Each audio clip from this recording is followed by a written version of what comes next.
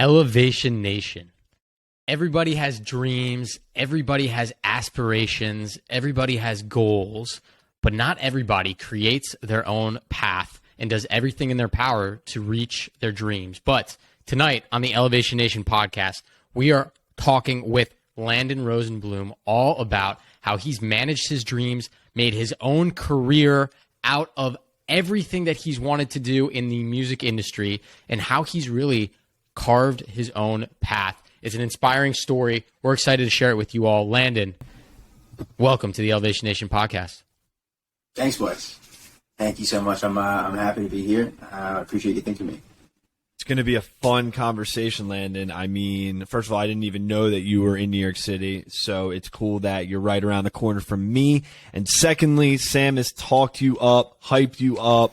I've been reading your LinkedIn, some of your bios. I actually listened to a podcast that you did maybe a year ago, just to get a little bit more feel for what you're about, and I'm all about what you're about, so I'm really pumped for this conversation. For sure, man, for sure. I appreciate that. It's going to be fun. So, Landon, before we start, obviously, Parker and I have done our homework, and I know you, so I know what you're all about. But for Elevation Nation, can you give us your elevator pitch of who you are now? Yeah. I mean, in my current iteration, I am a supporter of artists. I'm a champion of artists. I believe that change comes first from artists. I believe that the vision for the future comes from artists, and I believe that that's manifested in many different forms. Right, like I use the term artist to describe both people who are creators, but also entrepreneurs, activists, and so I see myself as a facilitator to help people in that position execute on what they're trying to do and how they see the world taking shape for a better future. Love that. And we're going to break down everything, what you're about, what you're doing with both the people you work with for your full-time job and how you elevate yourself both in your personal life too. But before we get into it, Landon, I just want to break down the conversation. Elevation Nation knows, this is how we usually go about our conversations, and we talk about the concept that Sam and I have been studying, living, breathing, reading about, learning about for the last 2 years, and that's mental fortitude. And mental fortitude to Sam and I is the key thing that we believe that young adults need to elevate themselves in the real world. And the way we break down mental fortitude is with 3 parts: self-awareness, vision, and accountability. So, Landon, we're going to break down the conversation, talking all about those 3 things. So let's get right into it, and we'll start with self-awareness. So, Elevation Nation knows, but I don't think you know. The first question ain't that easy. What one word best describes you? That's a terrible question. I know. I mean that in the best way possible. To be reductionist, one word that describes me, excited, man. I'm excited. Hell yeah.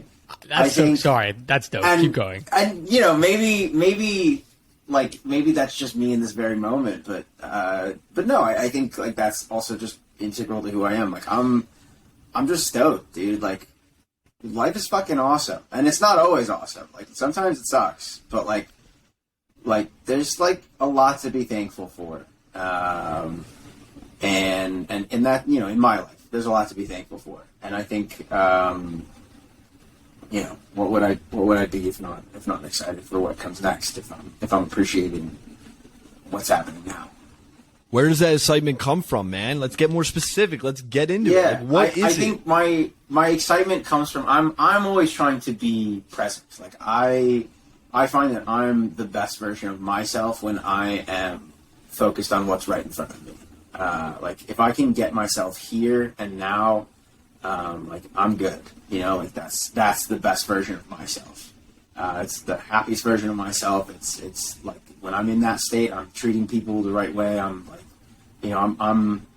So when I say excited, I think that is a reflection of when I'm my best self, when I'm in that present state, And when I'm here, like, I feel good about now, and that means I feel good about later too.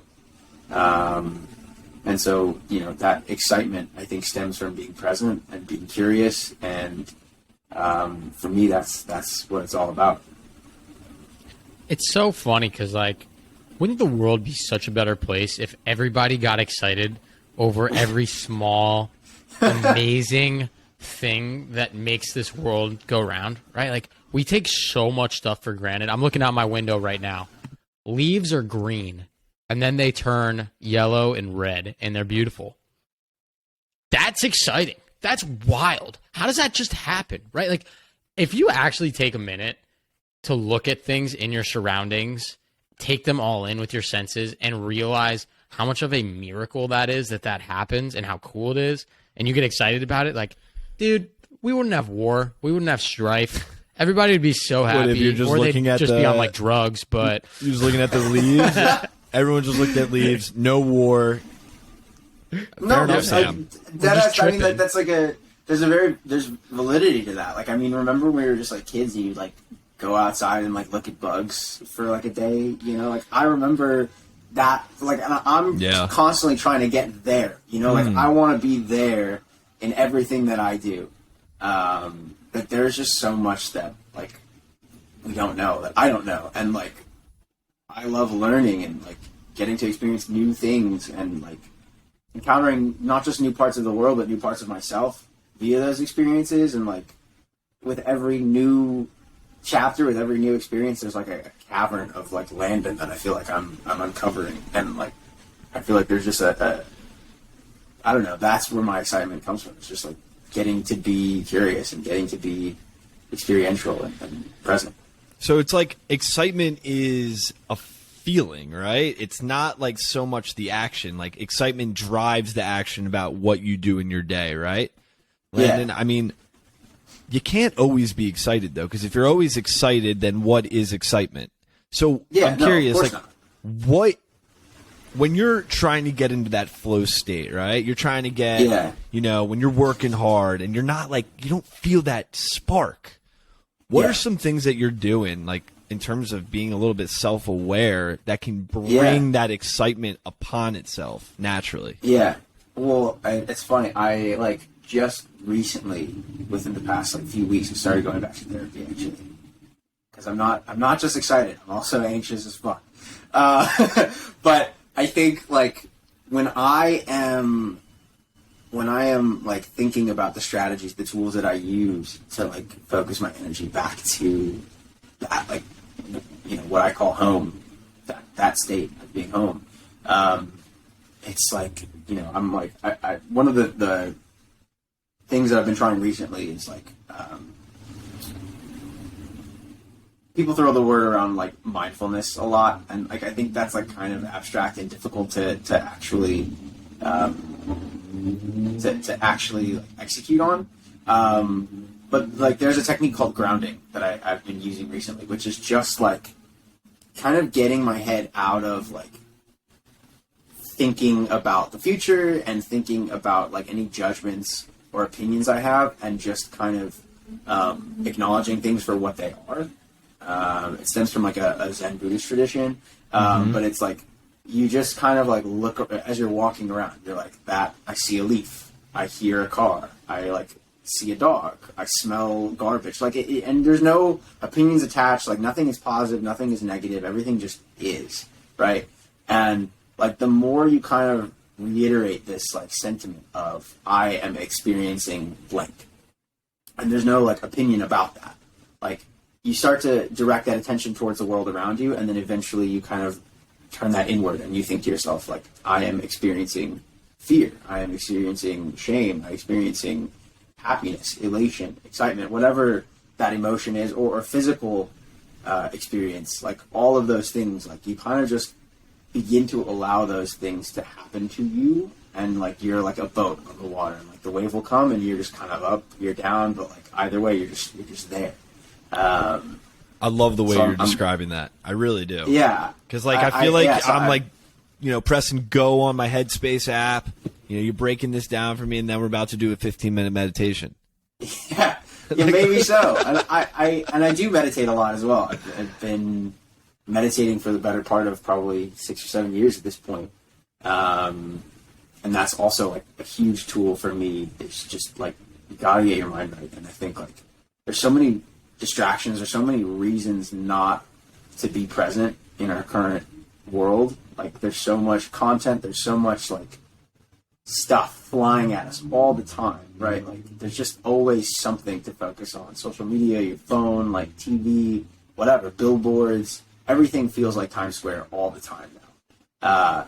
And I feel like the more we can like return to center, the more we can like come back to the present, like I feel like that's where the magic is. I want to thank you quickly, Landon, for something you said, which was being open enough to tell us about you going to therapy. Because unfortunately, I think there's a taboo with young people and especially males about going to therapy. And I think we're progressing forward now as therapy becomes more available and part of companies' work cultures and perks, and people are going to it more. Not that something's necessarily wrong or broken, but just like how you go to the gym every day, you need to maintain your emotions and your mental and emotional mindset, and therapy is the way to do that. And so I just want to thank you for being open. I also go to therapy. I think it's great, and I think it's a great way for everybody to just become more self-aware, right? 100%. You fight all of your own battles internally in your own head every freaking day, but you don't give yourself enough credit until you're able to throw that up onto someone else and get it out off your chest and just say it out loud. It's going to be internalized and you're going to overanalyze it, right? And so I think talking to someone else, especially in a therapeutic way, is so good for self-awareness and understanding who you are as a person at your core, and I guess helping you figure out that one word, which in your case right now is excitement, which is great. Yeah, I mean, 100%. I recognize that there's definitely fading. I agree. I think we're moving in the right direction, but there's certainly a residual stigma around therapy, especially for men. But I do think, like, at the end of the day, it's like, why wouldn't you want to be the best version of yourself?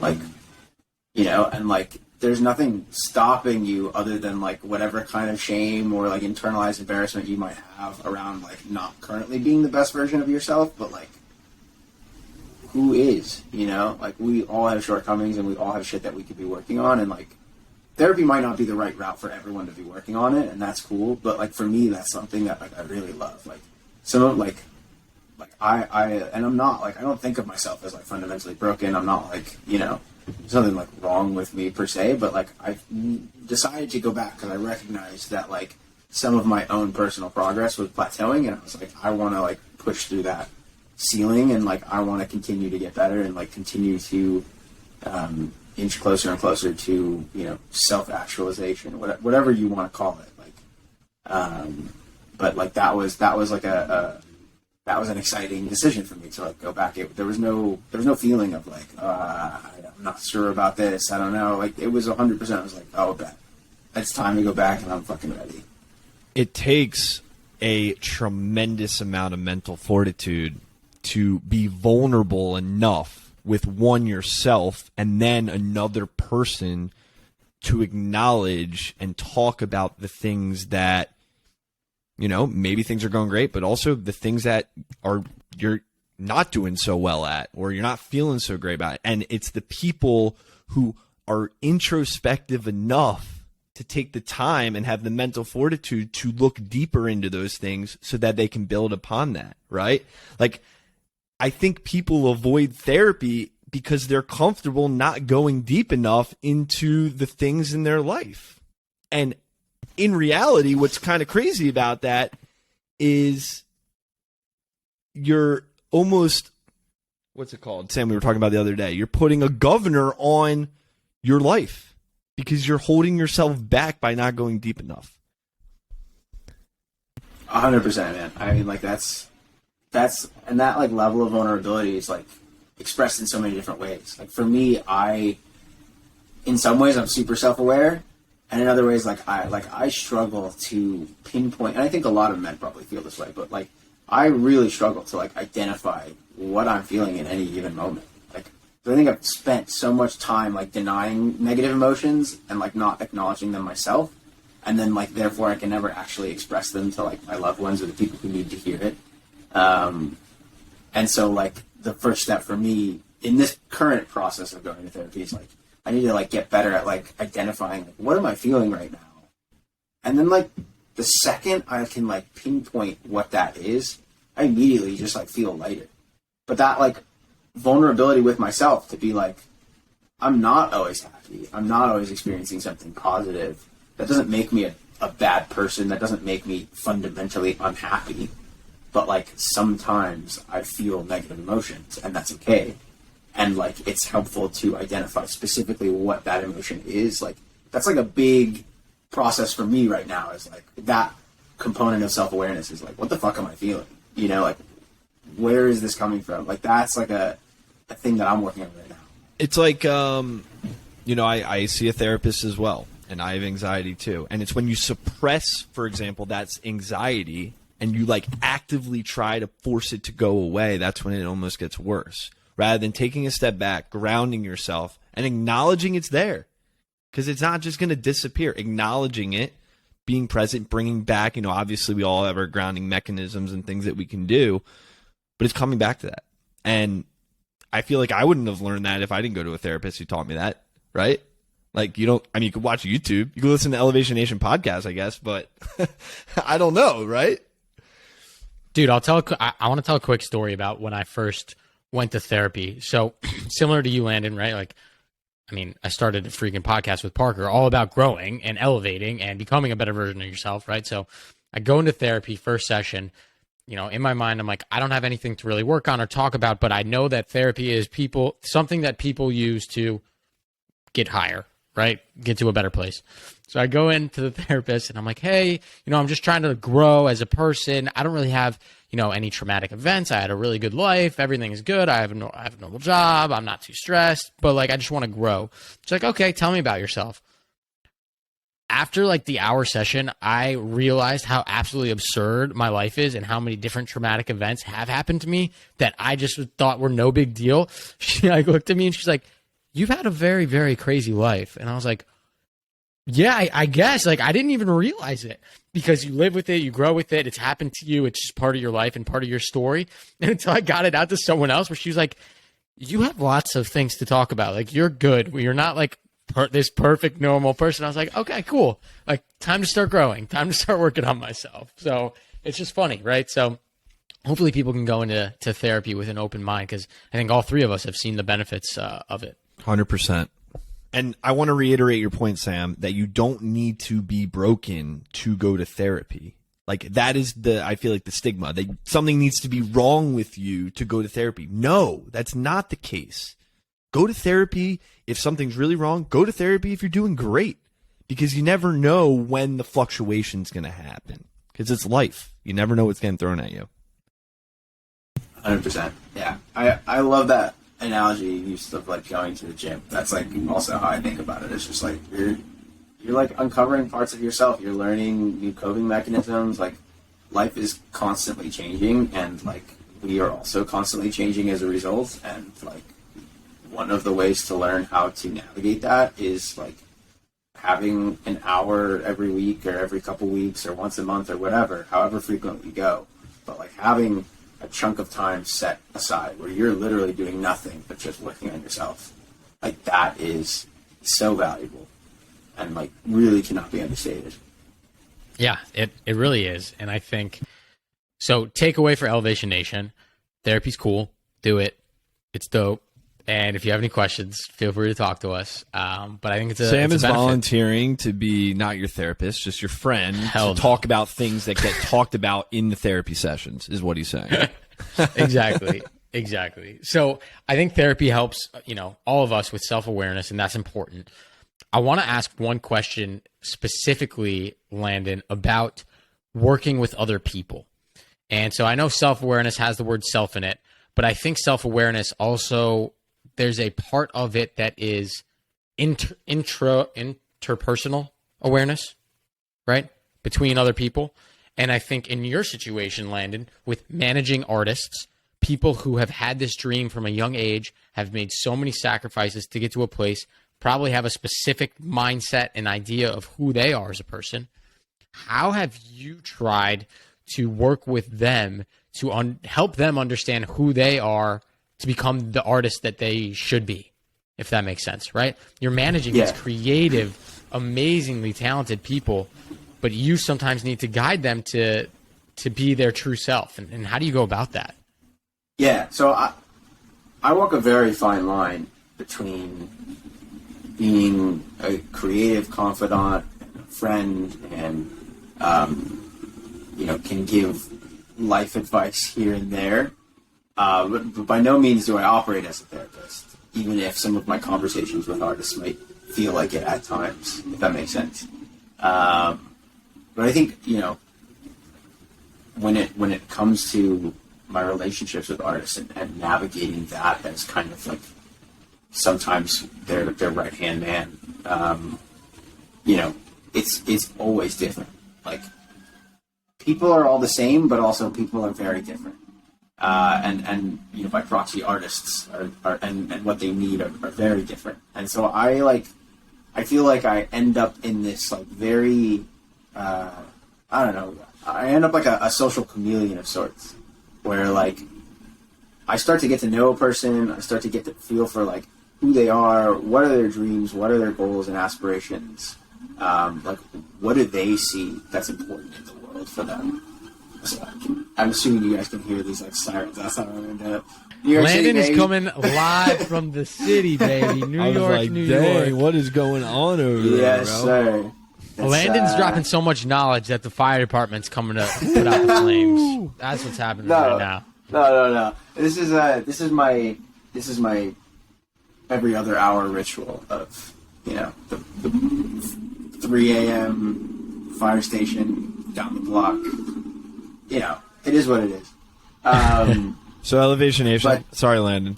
If you don't know what New York City is like, now you know.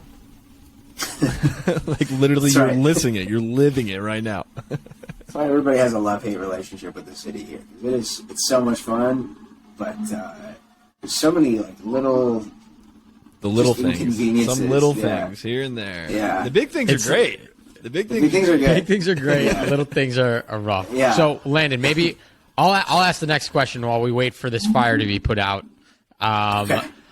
So, I think we all agree self-awareness is super important, and it's something that allows you to feel rooted in who you are as a person, how you fit into society, how you work with other people. And that's core to, your identity. And that's why we have it as our first part of mental fortitude.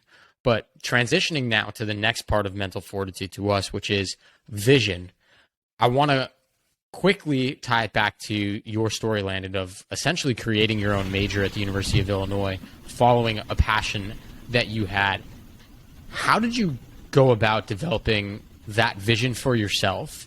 And in my intro, I gave you some props because you took that vision, you took that dream, you turned it into a major, you took that major, and then you turned it into the career that you've always wanted to have in different ways, whether that's doing it on your own, going to the big music players, working on startups, which I know that you and I have done in the past as well, right? Like, you've dabbled in all these different things that are part of your dream and have gone with such excitement at these, but young people, it's hard to come up with that vision for our lives. I don't know what I want to do still. How did you, at such a young age, have this painted vision for the life that you wanted to have? Yeah. That's a good question. Like, to an extent, I don't know. I think, and maybe this stems from being present, but like, I kind of just believe like I do believe, and also I don't believe in vision. And let me explain what I mean by that. Like, there is like absolutely no reason why you can't be doing what you want to be doing right now. Like, and I don't mean to say like that, like, oh, like, if what you want is like accolades and achievement, then like, yeah, that like takes time. But like if you just want nebulous success, then that takes time. That takes like a while. But like, there's no reason why you can't be doing what makes you happy now.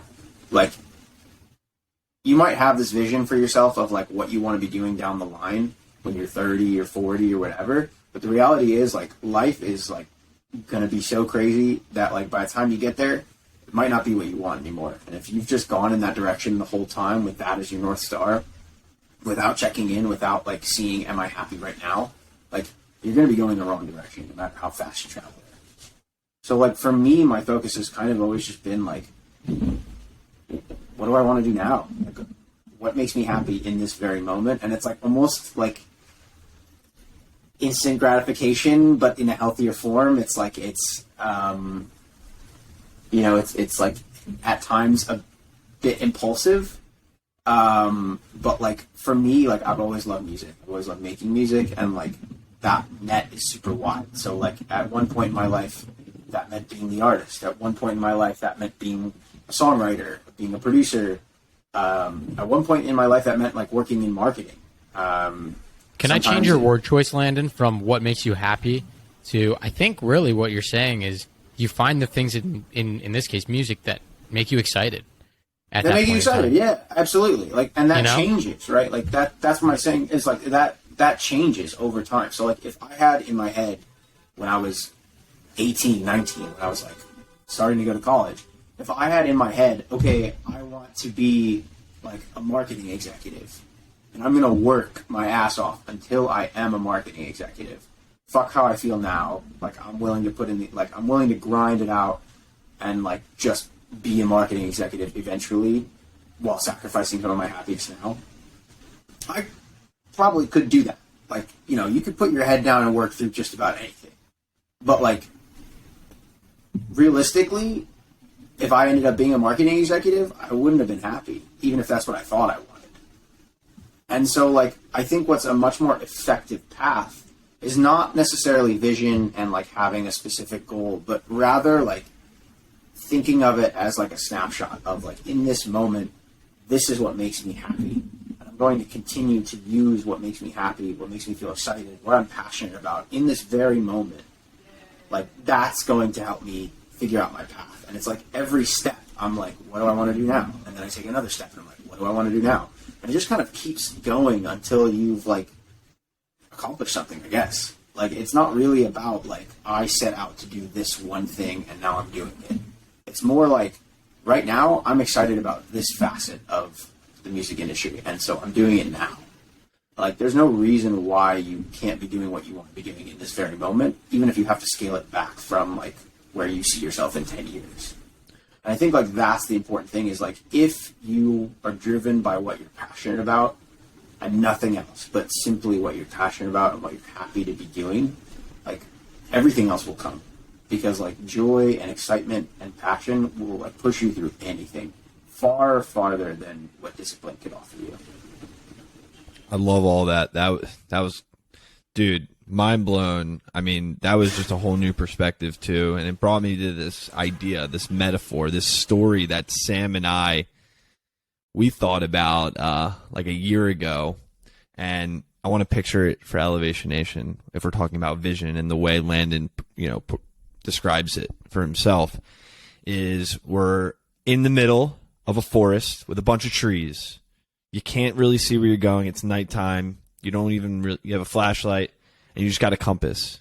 You don't really know where you're going, right? The only way you can go is what's in front of you, from what you can see, what you know in that moment, right? At the end of the day, I feel like when we talk about vision, we all anticipate what the end goal is going to look like, right? But in life, you don't know, just like in the dark woods, like you don't know what's in front of you. So you might as well live in the moment and go with those things that keep you fulfilled. Use that self-awareness to guide you forward through that forest, and you never know where you're going to end up. I love that, the way you portrayed vision. I mean, it's really interesting because the hard thing about vision is, like, we all want to have this grandiose life. Maybe it's this for Sam or Landon, this for you, but, like, at the end of the day, we all know very well it's not going to go the way you necessarily fine-tune want it to go. And it's like, dang, but if you don't even have a vision at all, then what's keeping you guided? What's keeping you walking through that dark forest? You would just stop. And that's where that's where, to your point, it's like, how do you balance the two? And I think it's different for every person. Yeah, absolutely. I think for me, like, there hasn't necessarily, there was at one point in my life, but I'm definitely at this point I'm past that. But like, there was a romanticization of like where I could be in the future because I wasn't happy where I was. And I think like if you're just chasing what makes you happy and what you're passionate about, like, there is no romanticization. There's no need for it because you're just appreciating what you have in that very moment. And like, you can still appreciate like what you have and still be honest that like it's not perfect. Like, I love what I do. Does every second of my job make me happy and like make me elated? No, of course not. But like, I love what I do. And I know that like in this moment, in this chapter of my life, I'm doing the right thing for me. And like, will that still be the right thing for me tomorrow? I have no idea. But in this very moment, I love what I do. And even in the moments where it fucking sucks, you love what you do. I love what I do. And that's what gets you through, though.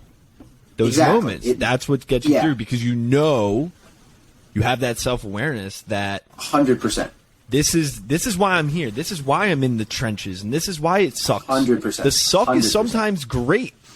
You don't have great and love for something without the suck. Yeah. And that's I guess what I was saying earlier is like, when I say that I don't believe in vision, maybe that's not necessarily the right verbiage. But what I'm saying is that like, I don't believe in having a goal in the future and trusting discipline to get you to the right spot. I trust discipline to get you to where your goal is, but I don't trust discipline to get you to where you're supposed to be. I trust passion, I trust joy, I trust appreciation. I trust those things to get me to the right place. And discipline can help you stay on that path, but discipline should not be the thing that keeps you on the path from a long-term perspective. Like, if you need discipline to power through what you're doing, like, you're probably on the wrong path. But like, that's such a good litmus test. Yeah, Landon, that's a beautiful litmus test for people, because I think of least resistance.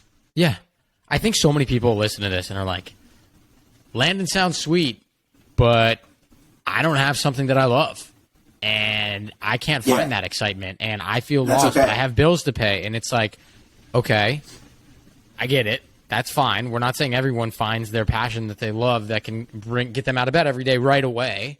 But doing that litmus test that you just said of like, am I using my self-discipline and my grinding abilities to push through this because there's a goal or a vision or a light at the end of the tunnel that I'm passionate about that makes me excited, or not? And if not, maybe it's time to take a step back and reevaluate what you really want. It's all about what you value in your life, the buckets of your life that you prioritize and value. If it's money, right, for example, and you're in a job that you're really passionate about, but you can't fulfill that bucket of money that you value so much, you're not ever going to be truly fulfilled, realistically, right? However, if you value passion in your job over money and you're passionate, boom, you come every day and you're feeling excited and energized by what you're doing. Yeah, and I would say, Sam, you brought up this, to anybody who's listening who doesn't have that thing that they're passionate about, that they love, like, that's okay. I happen to have found that very young, but I recognize that, like, for everybody that's different. And I would say, to those people who are still kind of searching, like, just go out and try new things. Do the things that scare you. Like, do the things that, like, within reason. Do the things that, like, you want to try. Like, if you feel an impulse to try something, or you have a friend who's like, hey, like, I'm going to go do this. Normally you would say no. Just, like, give it a shot. Like, the worst case scenario is that you, like, earn yourself a bad experience, but like you wake up tomorrow and you do the same thing. Like, like what difference does it make? Like, you're gonna be fine. And I think like embodying that curious spirit, that excited spirit, that present spirit that I talked about earlier, like I think that is like what allows you to identify new passions, to find whatever that beacon is. Like the key is just like trying new shit until you figure out the things that you really love. Yeah, it's just, those are very good words of wisdom. And I think a lot of the struggles that people have is Elevation Nation's listening to this, looking for inspiration. And we have on people like yourself, Landon, who are so damn cool and so damn passionate about what they do and doing great things already in their career. And I think a lot of times the young people that listen go, that can't be me. Everyone's on a different timeline. Everyone has it figured out at different points. People will pivot. People will change. There are going to be new jobs that people listening to this right now don't even know exist yet that is going to be their lifelong passion, right? Like, think about that for a second. Technology is changing so fast that something might not even be created yet that you will make your career and become an expert and passionate about, right? So have a little grace for yourself. Be patient. Use self-awareness to take a step back and figure it out, but realize that everybody's on their own time frame. So I appreciate you, Landon, highlighting that, because I think it's really important to note that everybody's got to go at their own pace. So, I also want to add one thing to that point, Sam. Yeah. Young people, we just naturally compare ourselves to other people because we're at the bottom of the, we just graduated college and we look at the people who are successful, happy, doing it right. Guys and gals, take a step back. What do you want? And that's where vision comes in. What do you want in your life? What life do you want to live? What buckets do you prioritize? What brings you joy? Have that self-awareness. Take a step back, take out a piece of paper and a pen and write it down. And then hold yourself accountable every day. And that's the next section, Landon, accountability. And I know, oh, thanks, Sam. I can't hear your snaps, but I saw the snaps. We've been having a great discussion about self-awareness, vision, and I really think accountability is a really important piece for young adults to truly elevate themselves, to hold them accountable to who they are. So I guess, Landon, to you, you're managing a lot of people. You have a lot of people you probably interact with in your life, both in work, outside of work. But I'm curious specifically with the artists you work with. Maybe your vision and the artists that you work with vision are a little bit different. Maybe you see one side, they see a whole nother side. But how are you both holding each other accountable so that they can grow as a person, you can grow as a person, and together make a big difference in whatever they're trying to do? Yeah, I think there are loads of things that come to my mind in terms of how I hold myself accountable and how I hold who I'm working with accountable. I think like one of the first steps in like taking accountability is practicing acceptance. Like you have to be willing to acknowledge whatever happened or is going to happen. And you have to be accepting of whatever transpired. And part of that is like relinquishing control. There are things that the great Stoics would say that there are things that we can control and that there are things that we cannot. I think like creating that distinction between what you can and can't control helps me accept what I can control, and then that helps me take accountability for what I do control.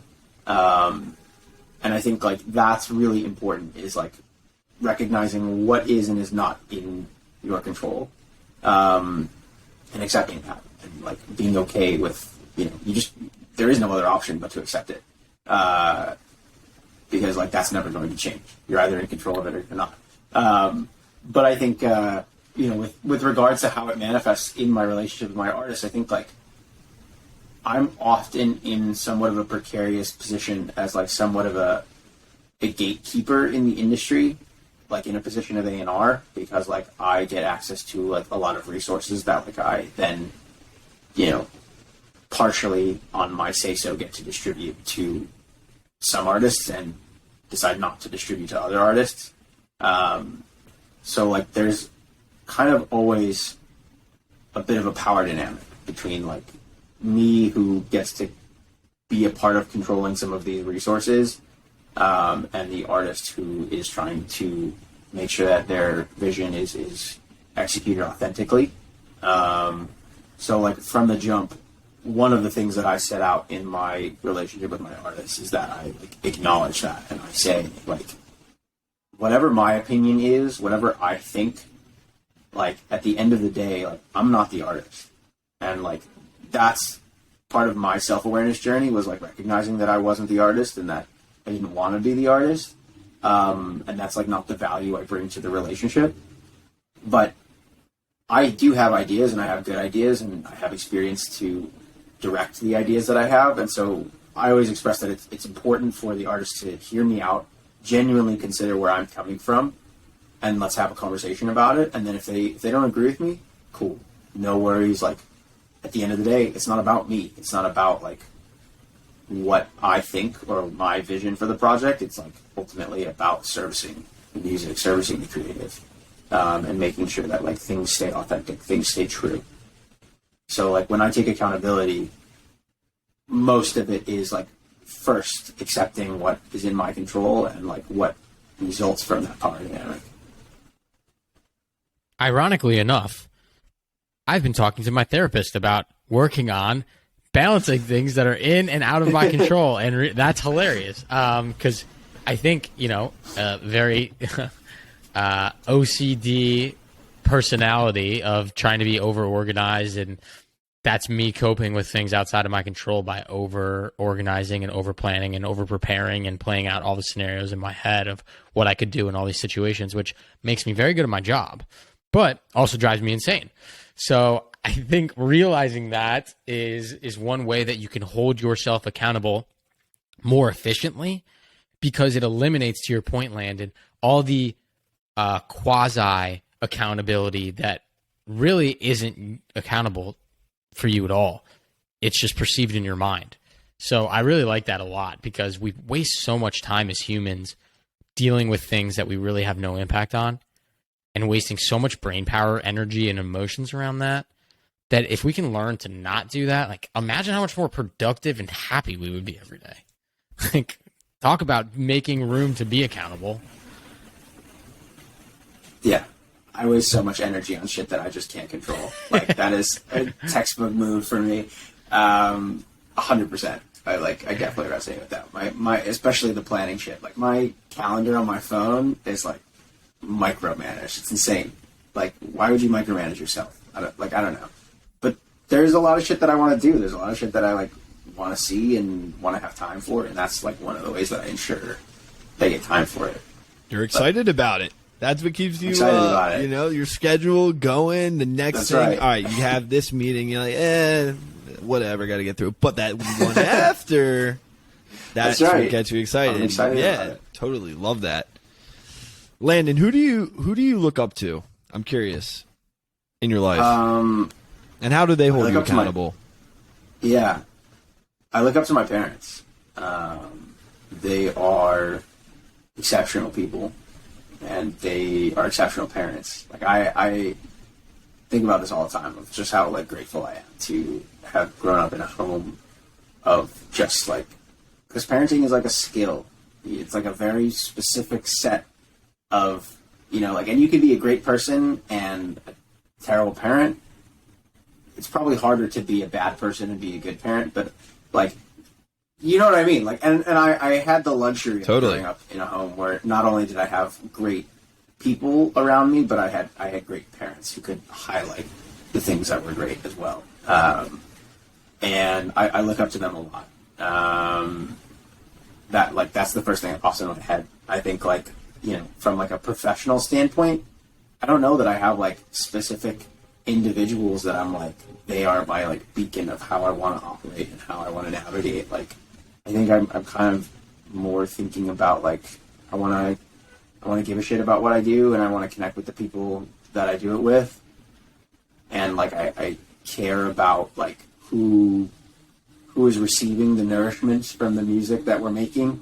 But like, I don't know that there's like a specific individual. I kind of let that guide me for what I do. But that probably comes from like my parents teaching me that like, you know, the people around me matter. Yeah, I was going to say, I don't think parents is a bad answer at all. And you don't need to have a professional in your career that's like, this is who I want to aspire to be. I think the learning from parents is special when you can do that. And like, sometimes it takes people longer to realize what they've learned from their parents. And I think as we all are reaching this age of maturity and early young adulthood in the 20s that Elevation Nation's really in, it's like you finally realize what they were going through, the sacrifices they made, the lessons they wanted to instill in you, and the morals that they had on how to live your life through them. It's like, damn, you gain a whole new found respect, like for some of the arguments or things that they said when you were little that you didn't really understand. It's like, thanks, Mom and Dad, for making sure I didn't do stupid shit. Like, it's funny looking back on it. So, no, that's a great answer. Shout out to the Rosenblooms. Let's transition quickly, though, Landon. And when I say quickly, I mean quickly, because this next section is a new one that we're trying out, which is our rapid fire section, where we throw out a couple different questions for you, and you just answer the first thing that pops to your head. So, are you ready? Okay, let's do it. Let's do it. Okay. What is your favorite book of all time? Favorite book of all time, The Signature of All Things by Elizabeth Gilbert. And why is that? It's a beautiful story. And she wrote Eat, Pray, Love. Okay. She also has a sick TED Talk about creativity and, to an extent, control around creativity. But it's a fiction book, story. right? Yeah. It's a fiction book, yeah. The beginning is like a little slow, but like if you have the mental fortitude to get through, the discipline to get through the first half. The first half is like okay, but the whole story, I don't know. It like really, it's a really beautiful story. Okay. I actually never read fiction, and my friend Parker Deloy bought me a book for my birthday that's a fiction book, The Girl with the Dragon Tattoo. And I'm familiar. It was very good. It is a movie as well. Yeah. I was very surprised how much I liked it. I forgot what reading about cool stories was. I'm so used to reading like autobiographies about boring stuff to like try to enhance my mind. And I was clearly you're not bored of them. Lost.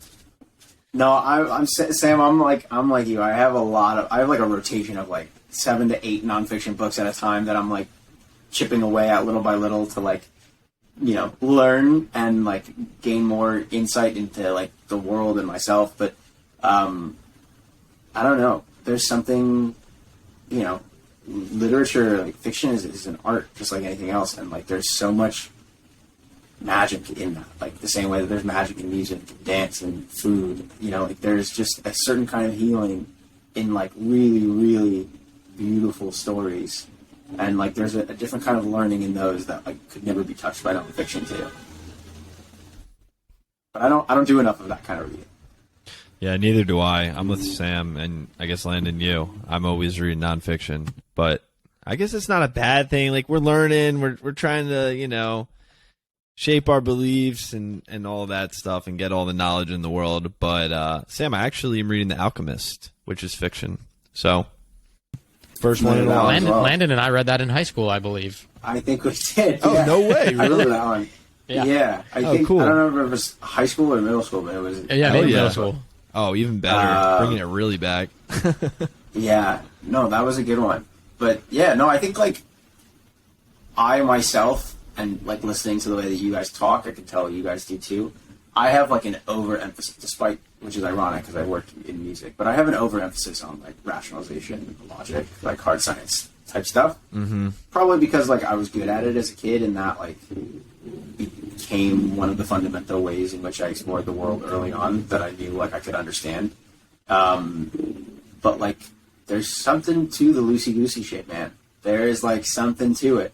There's a whole world of learning that exists, you know, beyond the scope of, you know, I'll call it the rigid, if this, then that style of thinking. And yeah, that left brain stuff is... Love it. There's a whole other world in that. All right, Landon, I got the next question. It's actually two questions in one. All right, so you wake up at 4 a.m. to run your fastest mile that you've ever ran in your entire life, but you need one pump-up song to get you there to get going. What is it? The first song that popped in my head is Go Stupid by Polo G. That song fucking bangs. Okay.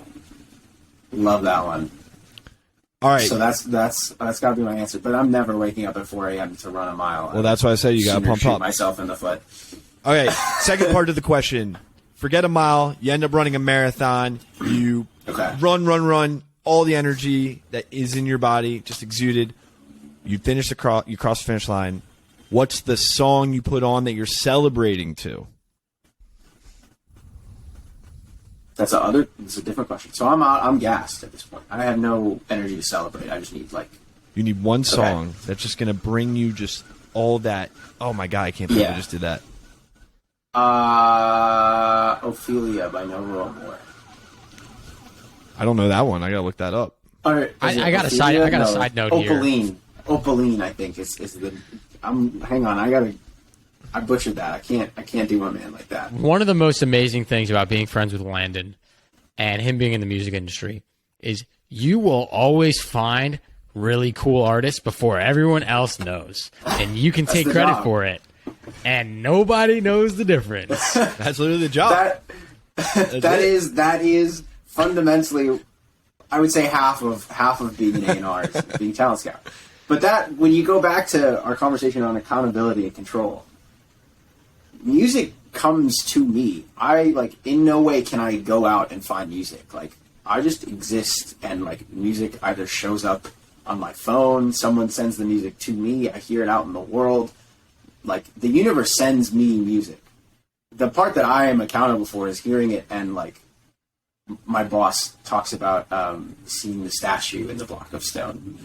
So that's my part, is seeing the statue. But the universe sends me the music the same way that it would send anybody else the music. And as much as I would love to be I heard it first. Maybe I heard it first within the context of the industry, but the reality is there's probably hundreds, possibly even thousands of fans of this person before me. So people love it, they love it, But what I will say is that song that I said, Ophelia, I was thinking of Ophelia by the Lumineers. But no, the song I was thinking of is Opaline by No More. That's the song. If I'm out of energy and I need to celebrate while also having life come back to me, I'll probably be sobbing. It's a beautiful song, but that's the song. That's the record. Love that.